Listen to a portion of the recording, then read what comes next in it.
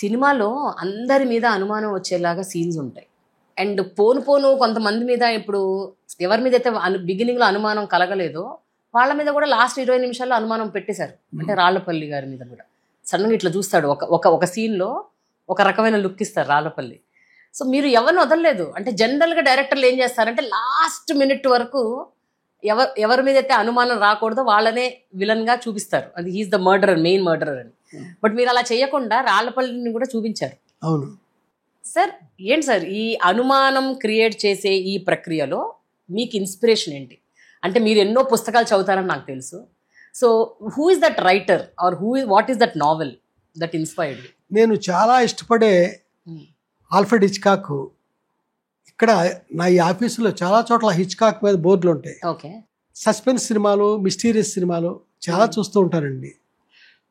చూసిన నేను చదివి నేను ఇలాగా ఒక కథ చేద్దాం అని నాకు అప్పుడు అనిపించిందండి. హిచ్కాక్, టార్కవెస్కీ సస్పెన్స్ కాదండి, డేవిడ్ హిచ్చర్, ఇలాగా అందరూ అద్భుతమైన డైరెక్టర్లు అండి. ఇక్కడ చూడండి, వీళ్ళందరికీ నేను భక్తుడిని.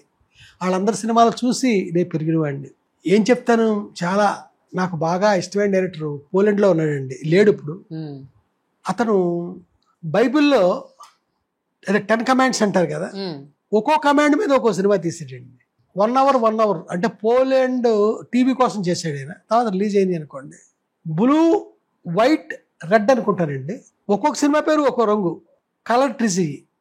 ఆ సినిమా ఏంటి ఆ పేర్లు పెట్టాడని మీరు అడగొచ్చు. అది వాళ్ళ ఫ్లాగ్ కలర్స్. అతనంటే నాకు అంతా కానంత ఇష్టం అండి. పోలాండ్ అదే వార్సాలో, పోలాండ్ క్యాపిటల్ అయిన వార్సాలో ఫిల్మ్ స్కూల్ అని ఒక ఇన్స్టిట్యూట్ ఉందండి. దాంట్లో చదువుకున్న 4 స్టూడెంట్స్ చాలా గొప్ప డైరెక్టర్లు అయ్యారండి. ఈ క్రిస్టఫ్ కిస్లవస్కీ, యాండ్రూ వాజ్డా, క్రిస్టఫ్ జెనూసీ, రోమన్ పొలాన్స్కీ. చైనా టౌన్ అనే సినిమా రోమన్ పొలాన్స్కీదే అనుకుంటాను. ఈ 4 కూడా ఆ ఫిల్మ్ స్కూల్లో చదువుకుని కూర్చున్న గొప్ప డైరెక్టర్లు అయిన స్టూడెంట్స్ అండి.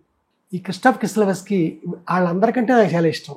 అవునా? ఓకే. ఆయన పక్కనే మన బెంగాలీ డైరెక్టర్ సజ్జిత్ రే గారి కంటే పవర్ఫుల్ డైరెక్టరు.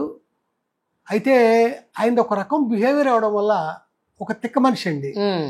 ఈ పబ్లిసిటీ అది పెద్దగా ఇష్టపడ్డు. దాంతో పైకి రాలేకపోయాడు. కానీ చాలా గొప్ప డైరెక్టర్. ఆయన పేరు రిత్విక్ కుమార్ ఘటక్.